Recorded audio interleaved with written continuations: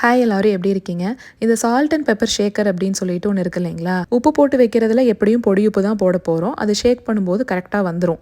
இந்த மிளகுத்தூள் மட்டும் நல்லா பவுடராக அரைச்சி அதில் போட்டு வச்சாதான் ஷேக்கரில் நம்ம கொட்டும்போது அழகாக வந்து விழுகுதுங்க. கொஞ்சம் எங்கேயாவது திப்பி திப்பியாக இருந்துச்சுன்னா அது வந்து கரெக்டாக ஸ்டக் ஆகிக்குது. என்னடா வரமாட்டேந்தே அப்படின்னு நம்ம மூடியை ரிமூவ் பண்ணோன்னா மேலேயே இருக்கிற பொடியெல்லாம் அப்படியே சிந்திடுது.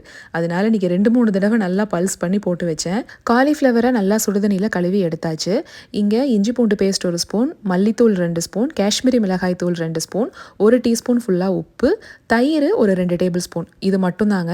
அதை காலிஃப்ளவரில் போட்டு பெரட்டி உடனே கூட நம்ம ஷாலோ ஃப்ரை பண்ணிக்கலாம். முக்கால்வாசி வேகிற வரைக்கும் மூடி போட்டு வச்சுருவேன். அதுக்கப்புறம் எடுத்து விட்டுட்டோம்னா நல்லா ரோஸ்ட் ஆயிரும். 3 கலர் கேப்சிகம் முந்தின நாள் யூஸ் பண்ணது போக மீதி இருந்தது. அதை கட் பண்ணி தனியாக வதக்கிட்டு ரெண்டையுமே ஒன்றா கலந்துட்டேன். சரிங்க, நம்ம நாளைக்கு ஒரு ஷார்ட்ஸில் பார்க்கலாங்களா?